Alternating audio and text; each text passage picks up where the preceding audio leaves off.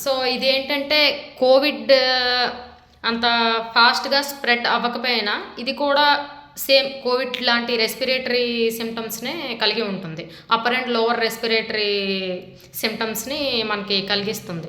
Like ఇప్పుడు దగ్గు, జలుబు, ఫీవర్ అండ్ గొంతు నొప్పి రావటం, శ్వాస తీసుకోవడంలో ఇబ్బంది రావడం, ఇలాంటి ఫ్లూ లాంటి కామన్ సిమ్టమ్స్‌ని చూపిస్తుంది.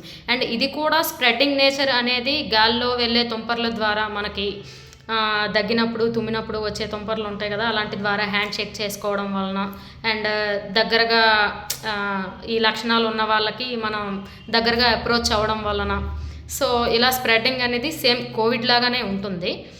అండ్ ఇప్పుడు ప్రెజెంట్ సంక్రాంతి సీజన్ వస్తుంది. ఎక్కడెక్కడి నుంచో పీపుల్ వస్తారు, గ్యాదర్ అవుతారు, మీటింగ్స్ ఉంటాయి కదా!